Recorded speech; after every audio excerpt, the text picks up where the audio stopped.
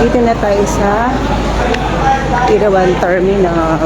Hanap tayo ng bus going to Port Barton.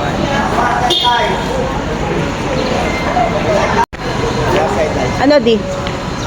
Meron? Ayun, Port Barton. Oo, tanong mo muna. Port Barton. Tapos kung pwede pang bumili ng ano. Hanap pa na tayo ng seats. Ano ka sa lista na? Paalis na. Available. Doon na lang sa likod. Available yata.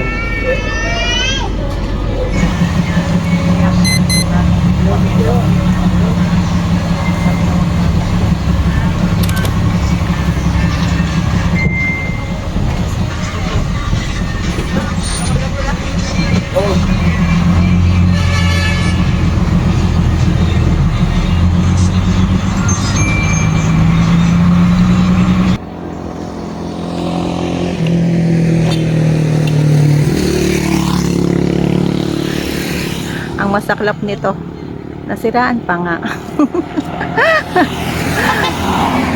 My gosh, nasiraan ang aming bus. Ano ang gagawin? Malay mo, ang van manggagaling doon, ano manggagaling sa kabila?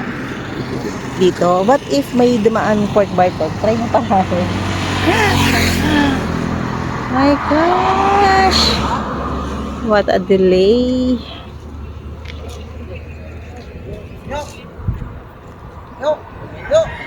Delay pa more. Let's see kung anong plan B. Iba ito yung manda yung rescue. So pag mayroong dumating na signage sa Port Barton, try natin parahin kung maluwag.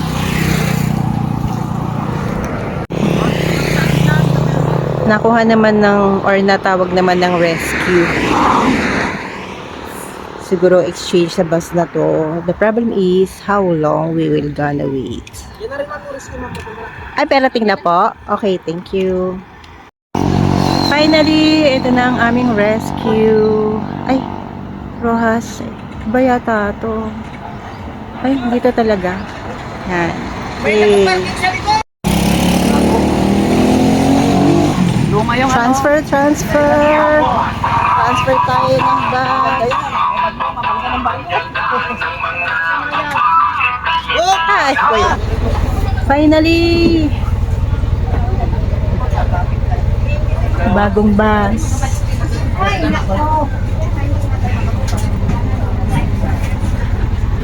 At nakaupo tayo sa harapan. Ang palis gutom. Sa wakas, atal na. And this is the banga. So, pag mag-aabang ka ng bus, pwede dito. Dito dadaan, doon lalabas. Pag hindi mo inabutan sa terminal ng Irawan. Ay, ito. Ay, ang dami nag-aantay po yung waiting shed pala to. Good luck, puno tayo. Yan lang ang disadvantage ng bus. Anything goes, punuan, siksikan.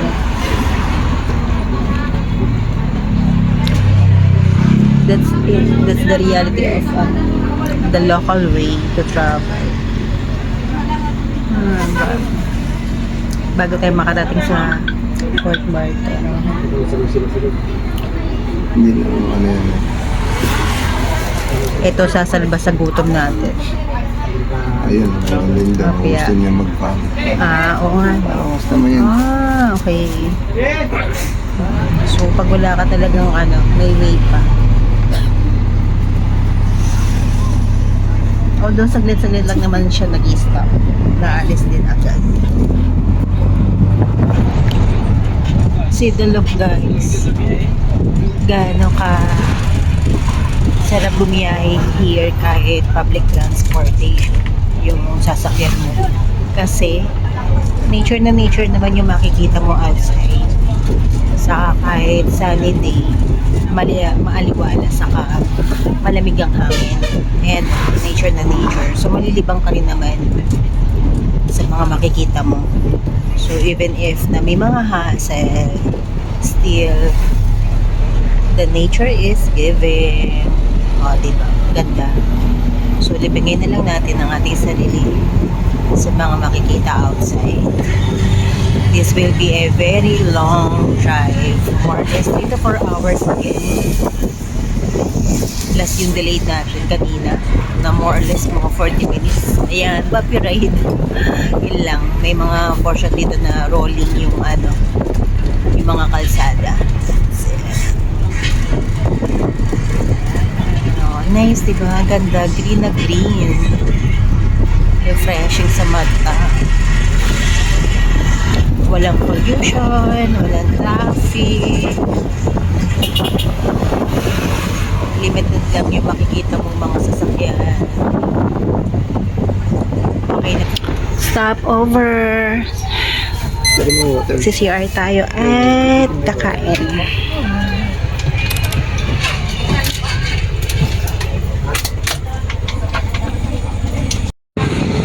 So dito tayo nag-stop over. Past 11 na. So dito tayo mag-lunch. Oh, lunch na tayo, Di. Mag-lunch na tayo. Mag-lunch na tayo. Kasi sa CR muna ako. Pili muna tayo ng food.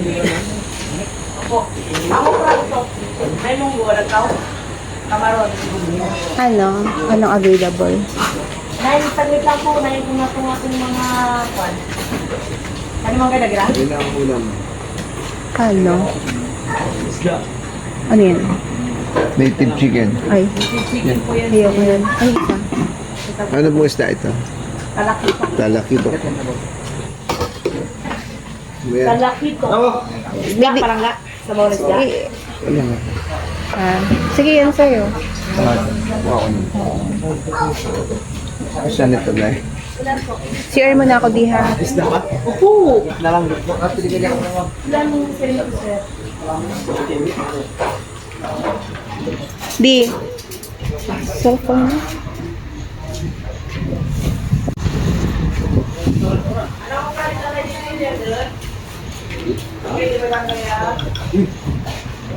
Saan po CR? Okay, thank you. Ha? Magkano? Hindi ko pa naman eh. Ha? Hindi ko pa tinatanong. Hindi pa bayad? Ano muna? Karinderya. Hello. Masarap. Lutong bahay. So that's it. The aftermath. How much? 205. Kasama na yan soft drinks. Okay. Water ba? Ano ka? Hindi, may water tayo. Ano na lang, something sweet na lang. Something sweet na lang. We're done. Pampalipas gutom. Kahit ano lang na medyo matamis. Ha? Sige. Yeah. That's you. Desserts. Bang bang. Bang bang. Pampalis umay. Bang bang. Bang bang. Let's go. So for the meantime, let's talk about Port Barton. So Port Barton, located in the middle of Puerto Princesa City and El Nido Town. So nasa gitna lang siya. And ang misconception about Port Barton ay isa siyang town, which is no, kasi isa lang siya sa mga barangays ng San Vicente. And actually, out of 12 barangays, ang medyo mas kilala ng mga turista ay yung New Agutaya Barangay and Port Barton Barangay. Kasi sa New Agutaya, dun makikita yung the longest beach in the Philippines and second in Asia, named Long Beach. While itong Port Barton, kilalang laid-back, chill vibe na tourist spot here in Palawan. So, actually, this is the second time around na pupuntahan namin or i-visit namin ang Port Barton. And ang papanood yung old our last vlog namin about Port Barton, doon napakita namin na nagkamali kami ng sakay. Kasi during that time, ang sinakyan namin ay van sa Irawan Terminal din. Though, akala kasi namin dadaan yung van na yun kasi nga going to San Vicente. So, we thought na pag sumakay ka ng van na San Vicente, automatic dadaan siya kasi alam nga namin one of the barangay siya, 'di ba, ng San Vicente. Kala namin yung ruta ng van na yun, dire-diretso lang siya, madadaanan niya lang yung Port Barton, which is mali. So iba pala yung daan ng Port Barton sa San Vicente town. So isa yung mistake. So dapat pag pupunta kayo ng Irawan, kung magdi-DIY din kayo katulad namin, make sure na ang signage ng bus or van ay Port Barton talaga. So, yun yung isa sa mga mistake namin. So, anyways, the name Port Barton came from an English colonel na name is Burton, B-U-R-T-O-N. So, siya yung nag-survey ng place during 1940s. That's why sa kanya pinangalan.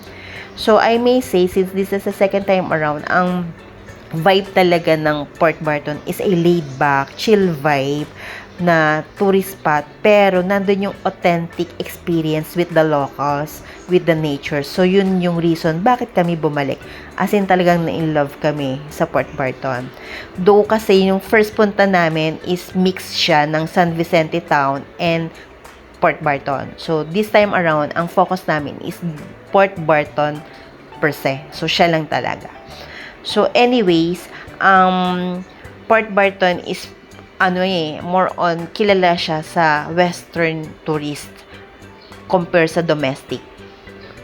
Kasi nakita rin talaga namin na halos wala talagang domestic o Pilipinong turista na nakikita dun sa Port Barton. More on westerners, Europeans, English. So, dun talaga kilala ang Port Barton. And let's talk about the transportation. Sabi ko nga, if ang entry point mo ay Puerto Princesa City, you can take bus like us, yung public bus, which costs 250 pesos per pax, or van, private van, transfer van, or you can book in different travel agency or in Klook. So, ang pricing naman niya, more or less 400 to 500 pesos. So, yun ang difference. Pero yung drive hours niya, pareho lang, mga 4 hours. And, if naman galing ka ng El Nido, kasi yung ibang ginagawa nila from El Nido, very hype yan, lively na tourist spot, tapos gusto mo maging laid back naman yung experience, nagsisegue sila going to Port Barton. So, pwede din doon, mula doon, magtitake ka naman ng van. So, 4 hours din lang yung drive. Then, ang pricing more or less ganun din, 400 to 500 pesos. Yung iba naman, like mga Westerners, ang direct flight nila is kasi may sarili ding airport ang San Vicente, Palawan. So, diretso na sila doon. If diretso ka ng San Vicente Airport, meron namang two ways para makarating ka naman ng Port Barton. First is yung tuk-tuk drive or yung land drive na parang tricycle siya. More or less 1.5 hours yung land tour, while pwede rin naman yung tinatawag nilang ferry or taxi boat. So, dapat alam nyo rin yung scheduling nan. You can check online yung mga time or schedule ng pag-alis nila. While naman sa accommodation, maraming different kind of accommodation sa Port Barton. Actually, kami, wala kaming pre-book ahead of time katulad nung last time. So, walkable naman kasi yung Port Barton. Magkakatabi lang yung mga different accommodation. Different streets, makakakita ka ng different kind of accommodations. Pero, I may say, wala talaga ditong don't expect may 5-star, 4-star, walang ganon. More on boutique hotels, homestay, parang backpackers, ganun siya. Pero comfortable siya. Parang local vibe lang talaga yung mararanasan nyo dito. Tapos yung most of the accommodations nag-o-offer din ng fan lang, walang AC. Kasi malamig surprisingly malamig talaga sa Port Barton. Even summer. Parang kasi napapalibutan siya ng bundok, ganun. So may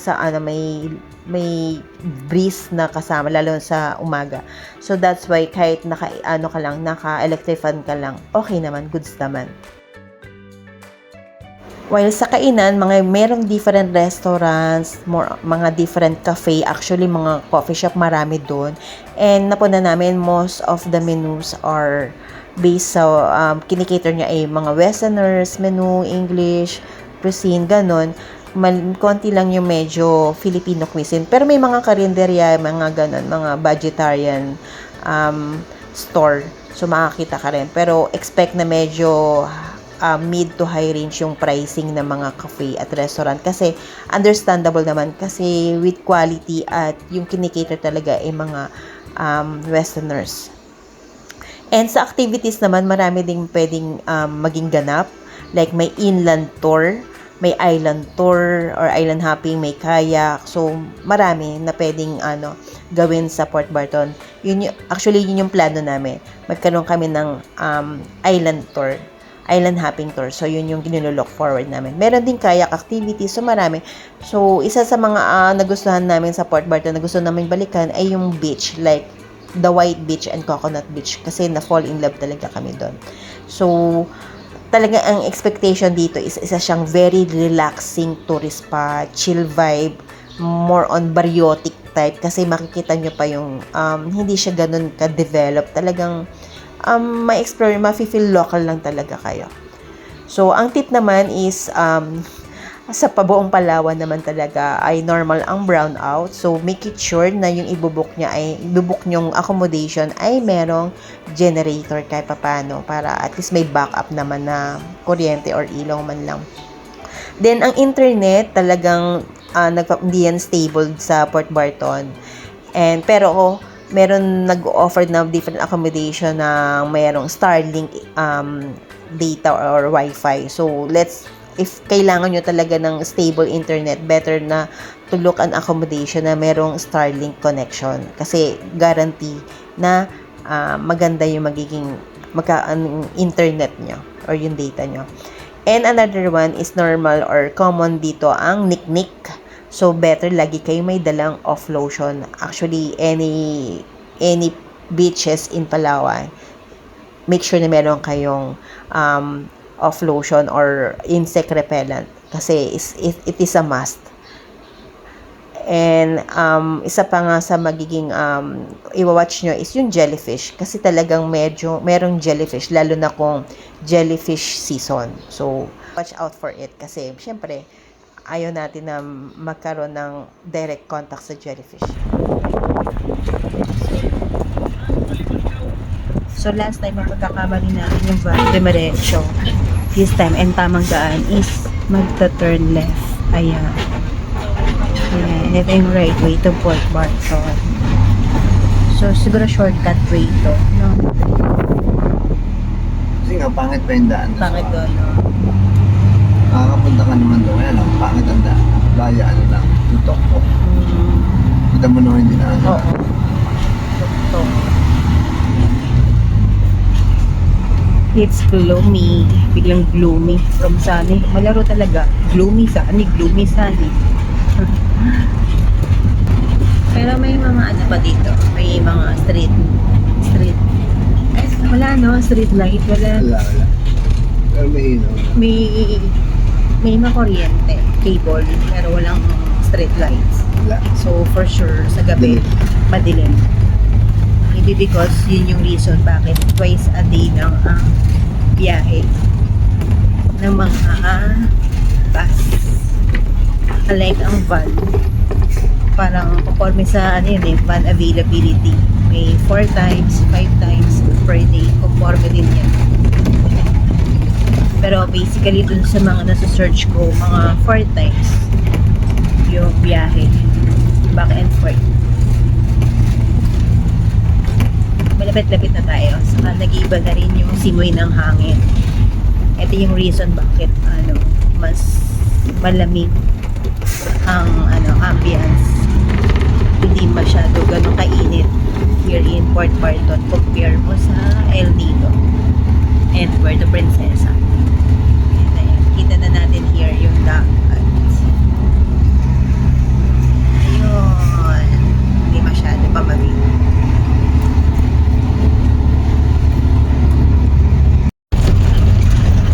Welcome to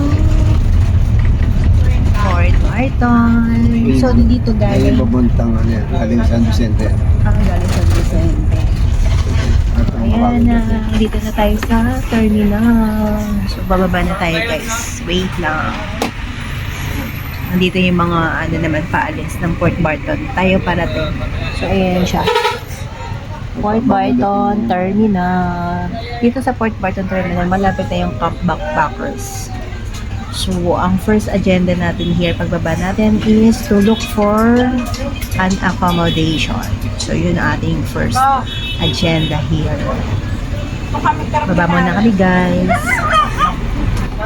So, in case na magbiyahe rin kayo DIY pabalik, dito rin yan. Dito rin kung saan siya magpa-park. Ang alam ko, ang alis nito later, mga 1:30 to 1:45. Katulad ng last time namin. Ganun naglalaro. Baba muna kami, guys. So, ito yung backpackers. Pero hindi kami dyan. Hanap na kami ng iba. Let's go. Lakad lang. Madali naman makahanap dito ng accommodation kasi walkable naman siya. So, at least may mga idea naman kami pwedeng pagtanungan here kung saan. Actually, pag nag-ano tayo, hindi pa tayo makakapag-check-in. Kasi usually 2 o'clock. So, tama lang. Makapaghanap tayo in 1 hour.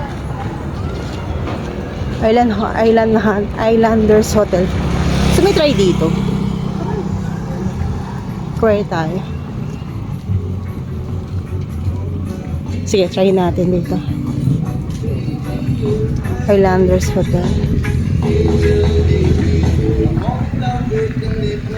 Para mas malapit Inquire sa tayo. Sige, inquire muna tayo.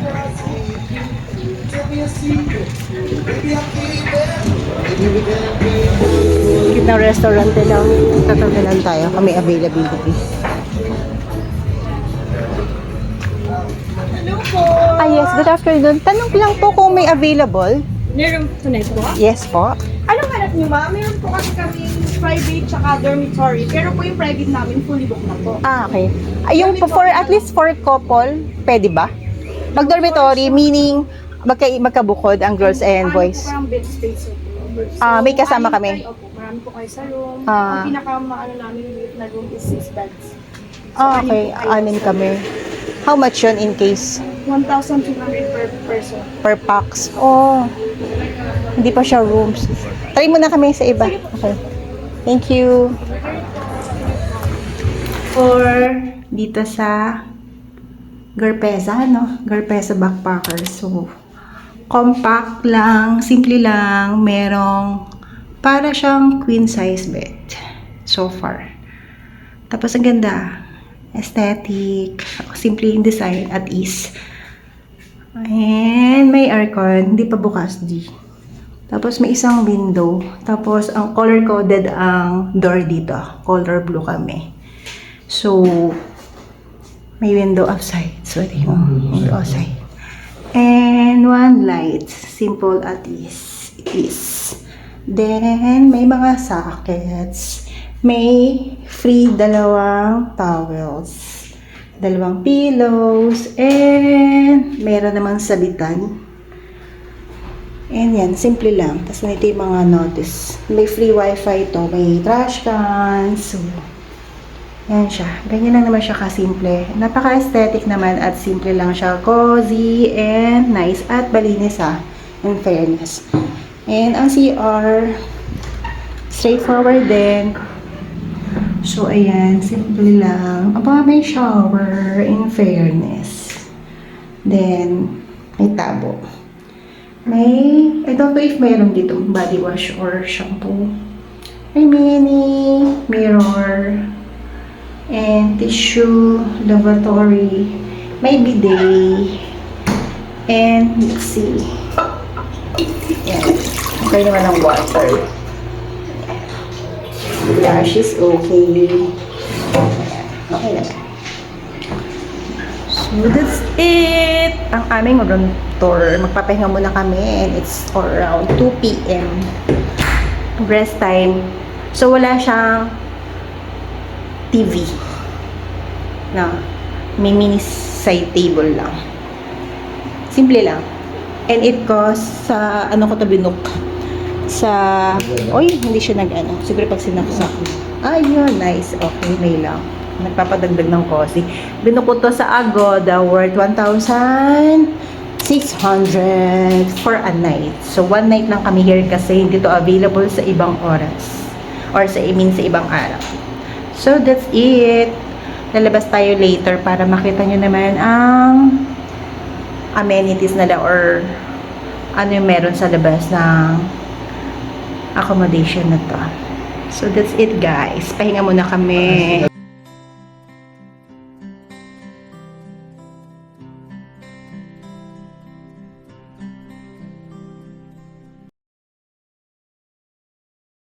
So, ayan yung ating accommodation sa labas.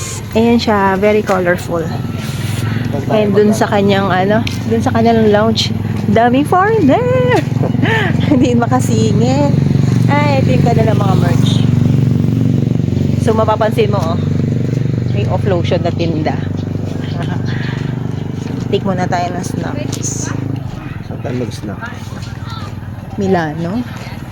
Or, ba gusto mo? Lakad muna tayo.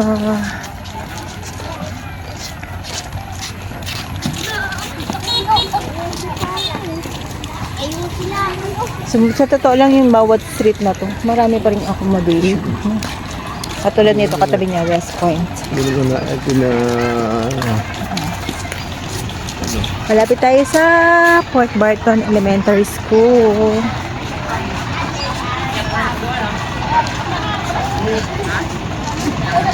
Hanap muna tayo ng kakainan.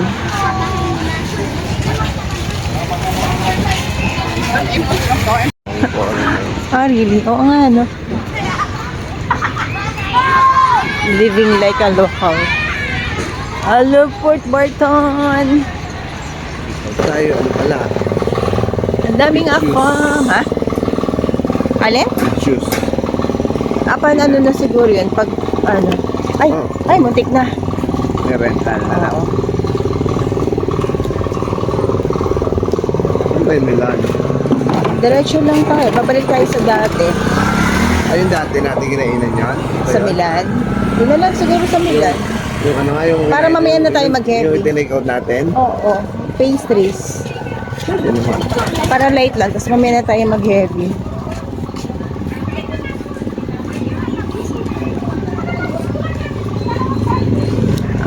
Okay ah. Ganda ng ano nila. Brick. Sarap siguro pizza dito.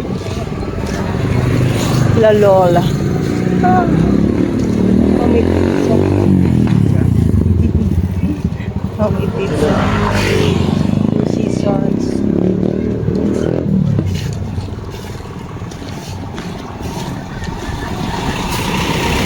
Buti hindi sila no, natatama, yung naglalagyan ng ano. Niknik. Oo, niknik. Sino sila? Samantalang tayo. Ang daming kagat. Ito sinasabi mo. Pizzeria. Pizzeria. Napoli. Parang hindi pa siya bukas. Nagawa pa lang. Parang open na rin. Wala. Kaya. Wala. Ano pa lang. Set up pa lang. Ito yung ano. Kasi yung ibang establishment, ano talaga mag-open late na. Hapon na.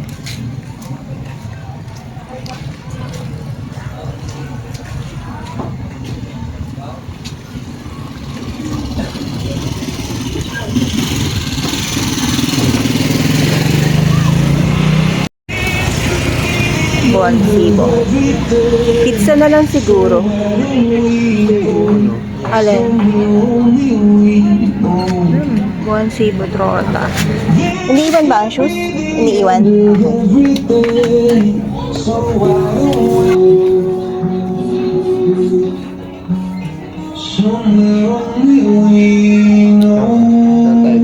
Dito na lang sa para kita view. Ito.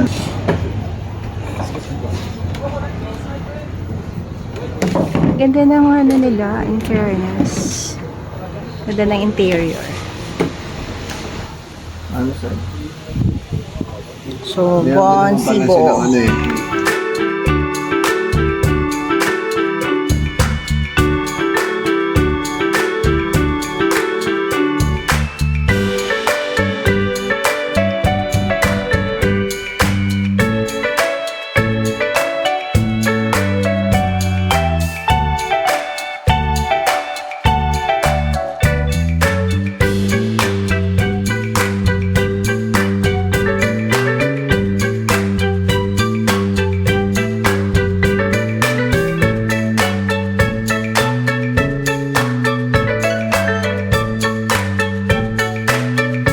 food, spicy chicken sandwich, burger, spicy chicken burger na.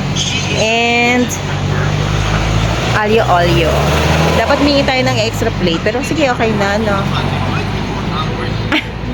Let's eat, gutom na tayo. Sarap yun. Hindi ka ang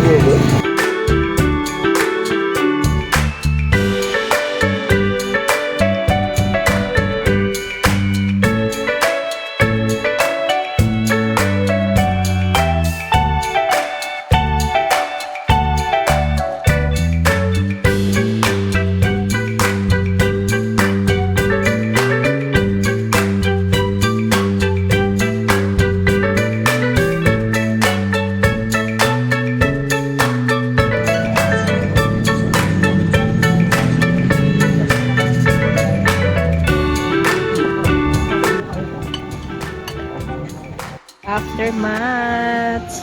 And our bill is 825 pesos. Wala namang service charge. Yung chicken ay 320. O yun, sabi sa'yo yung alio olio natin naging seafood kaya 370. Then lemonade 75. 50 pesos yung water. Enjoy mo naman. Nga. O, kala ko hindi pwede card. So card payment. Kaya pero may mo tayo. Masarap yung food, masarap ang burger, masarap ang pasta. Hindi lang namin bet ay ang lemonade, sobrang asim. Hirap, pinantoan na namin ng tubig para mainom. It's gloomy. Hindi mo lang maputik. Talagang hindi maputik sa Mga alikabok lang siguro. Ayun.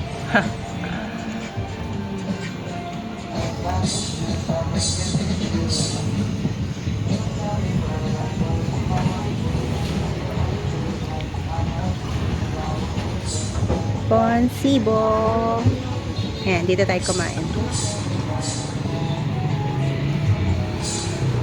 Here, dapat naka-yapak.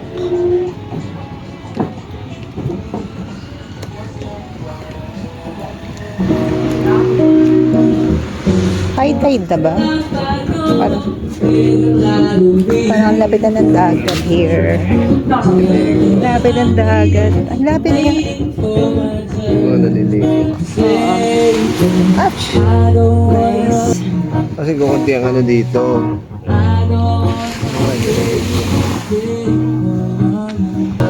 Look at that! Hindi kita ang sunset kasi maglum. Maulap.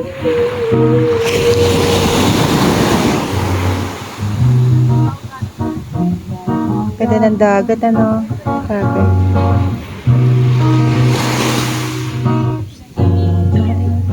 Yun ang sunset.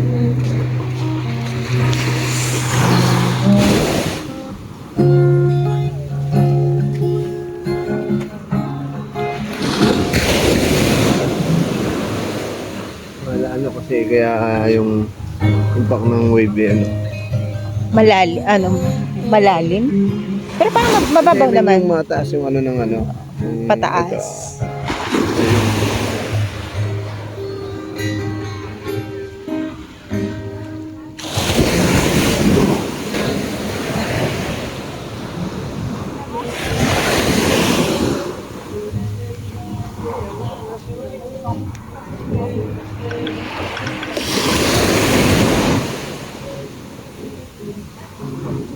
Elsa's Beach House. Lahat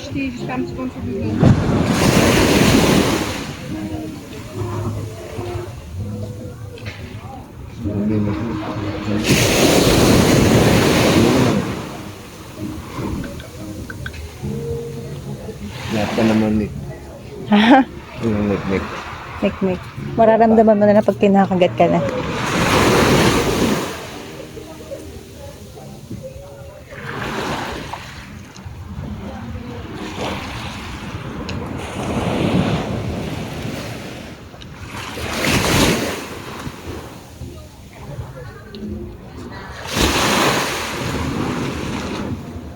We are here in Pantoste.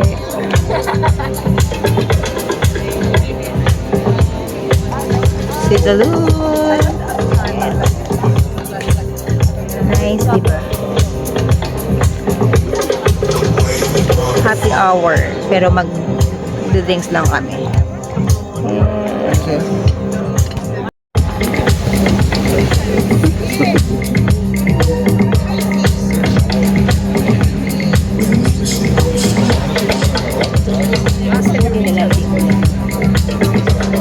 Kasi pag-umulan, nakablaan.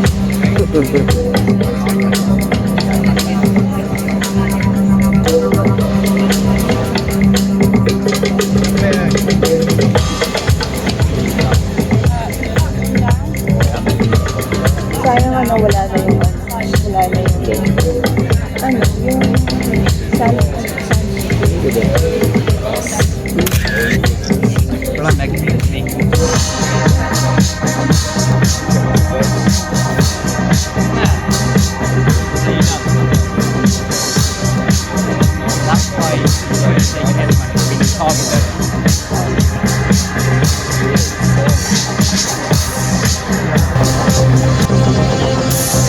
Keep doing the video. Keep doing the video. Diba?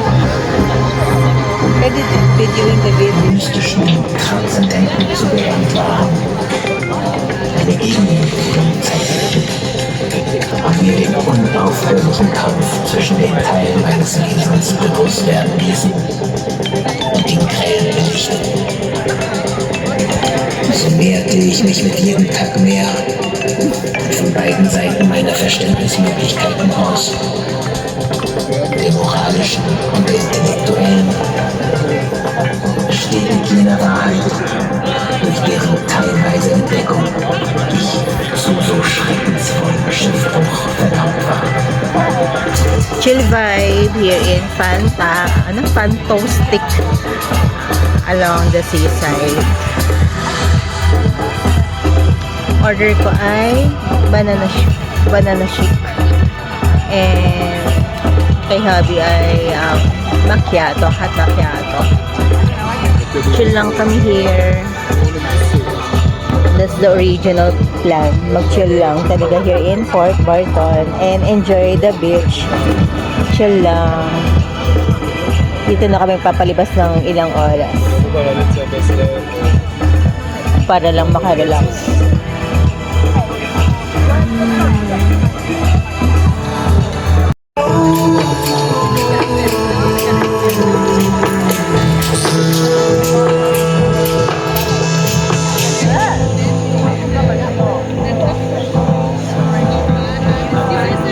It's 1,970 usually. It's like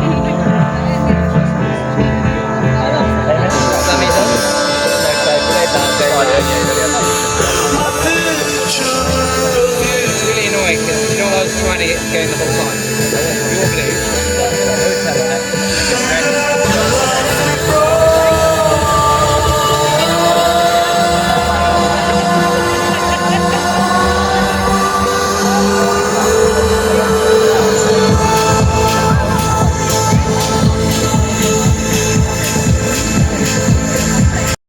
At the moment, so dilim na guys.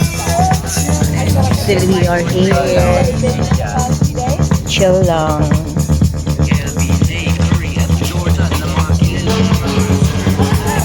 Gala ng dagat oh.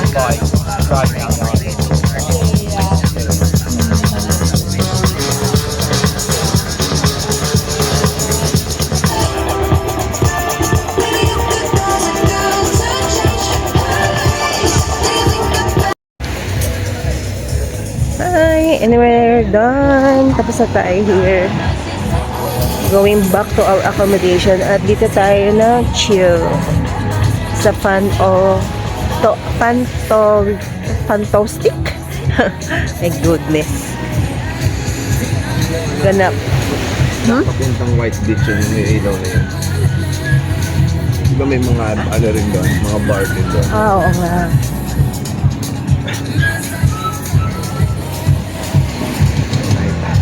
Chill lang. Ang vibe here. Barton Bistro.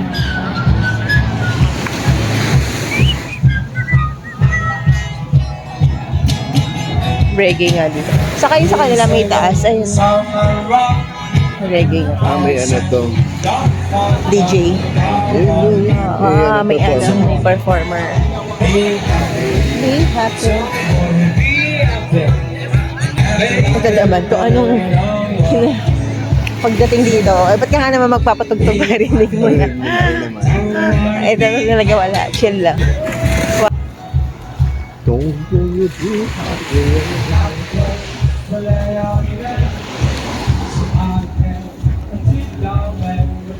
Ganito lang talaga dito sa ano. Kahit even sa San Vicente. Ikaw diba siguro sa San Vicente, no? Kasi wala kang liwanag na makikita. Yung sa ano? Sa Long Beach. Long Beach. Wala. Oo. At least kahit paano meron pa talaga. Berpesa. Ayan na. Dito na tayo. Ilang minutes lang talaga.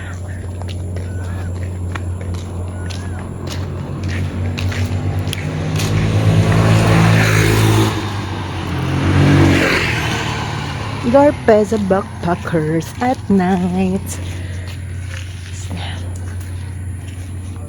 Walang tao. Walang tao.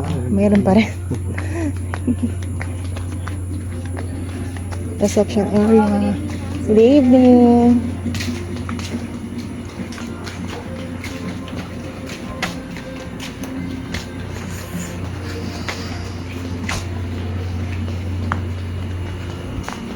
Popcorn. Butter. Meron popcorn. Kaso ano lang, popcorn and drinks menu lang.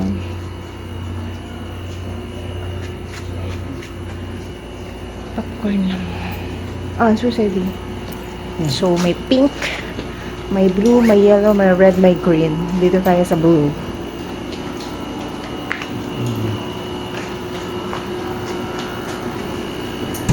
And we are here.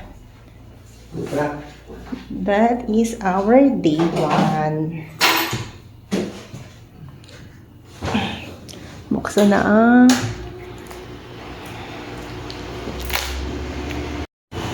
and that's it, guys. So, dito na nag-e-end yung ating dito na nag-e-end ang ating day 1 here in Port Barton. So, to summarize, yung naging biyahe natin dito sa Port Barton, DIY way and vegetarian way. So, reaction sa bus going here. So, nagka-aberya talaga siya. Though, naging mabilis naman yung action. So, nagkaroon agad ng kapalit. So, more or less, nag-wait lang kami ng until 20 minutes. So, yun lang yung cause of delay. Pero, naging mabilis naman yung biyahe. Nakarating kami here in Port Barton ng around 1 p.m. So, smooth pa rin naman. Para sa amin, hindi din naman naging regret yung pagpili namin ng sumakay sa bus. So, okay pa rin for us. Kasi, comfortable naman, tapos malamig naman, mahangin, although hindi naman aircon yung bus, pero still, naging comfortable naman kami for us. Pero kung gusto niyo ng hassle-free talaga, pwede naman kayo mag-book na lang ng van transfer here. Tapos, since isang naging main agenda din natin pagdating here is yung maghanap ng accommodation. So, wala tayong naka-pre-book. So, naghanap-hanap kami, naglakad-lakad kami.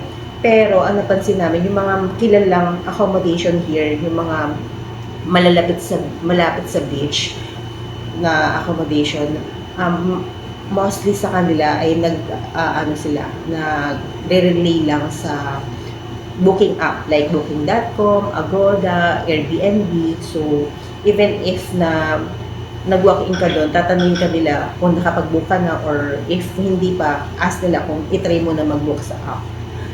Pero may iba naman na mga small lang na inn or homestay naman kung may available, no need naman. So kami naman na-tsempohan namin na nakapag-book ako on the spot sa Agoda, itong Garpeza, which is good, nice yung place, malapit lang sa Itaytay Beach, sa lahat ng mga kainan. So for us, comfortable siya. Tapos neat, cozy yung place.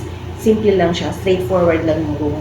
So, yung presyo na goods din, kasi 1.6 lang, for 2 na yun ha. Tapos, ang maganda dito, maganda ang kanilang internet, yung kanilang wifi, kasi Starlink siya. So, if may work kayo, work from home, or kailangan gawin, kailangan gumamit ng data. So, reliable yung data nila so far. Kasi even dito sa room namin, malayo kasi dun sa mismong lounge or sa reception area, malakas pa rin yung, yung data. So, goods yun. So, for us, if kami tatanungin, mas okay mag-book. Kapag nagustuhan namin itong accommodation na ito, so if babalik kami, ito pa rin yung pipili namin. Kasi unang-una, then is napakabait nung may-ari. Actually, nakipag-chikahan pa sa amin. Kasi talaga napaka-accommodating, napaka-friendly. Tapos, mapapansin mo dito, halos lahat na naka-stay here ay mga Westerners, mga foreigners. Parang kami lang yung Filipino. Which is true naman. Kasi dito sa Port Barton, most ng mga tourists ay mga Westerners, mga foreigners, kaysa sa locals. Kasi usually, ang mga locals na nagta-travel sa Palawan, pinipili ang Puerto Princesa, El Nido, or Coron. So, nalalagpasan tong Port Barton, pero nasa gitna lang siya. Pero for us, kasi kami yung, siguro mas gusto namin yung chill, laid back. Nagustuhan talaga namin yung vibe talaga overall ng Port Barton. So like yung ginawa namin, yung last na ginawa namin is to chill lang sa along the beach, yung beachfront doon. So doon lang kami nag-chill sa Fan Toastic bar of cafe. And napunta namin, lahat dito mga resto ay may mga different cuisine, pero mostly ay Westerners, European cuisine. And malalaki ang serving, medyo pricey pero sulit, masarap. So, quality-wise. So, kumbaga, hindi ka manghinayang magbayad ng ganung price kasi alam mo sulit. So, mas masisihan ka naman. So far, dito na mag-end yung ang aking vlog for today. And hoping nagustuhan nyo. So, ipa-flash ko na lang yung summary ng naging expenses namin for 2 yan. So, dito na pinaglalagay. And tomorrow, plano is chill pa rin. And ang gagawin namin is to go to Coconut Beach kasi hindi pa namin yung napupuntahan. And puntahan namin isa sa mga dinadayong cafe bar. And bar din siya or cafe or restaurant na meron ding Airbnb din siya. So, itatry namin puntahan yun. Medyo walkathon lang din talaga siya. So, yun yung na-expect namin gawin tomorrow. Kung ayun yung nakaplano. So, sana samahin niyo pa kami tomorrow. And for now, magpapahinga muna kami kasi medyo pagod na at gusto na rin namin mag-rest para makabawi na rin ng pagod. So, bye for now guys. See you soon. Thank you for watching and thank you for hanging out with me. See you soon. Bye.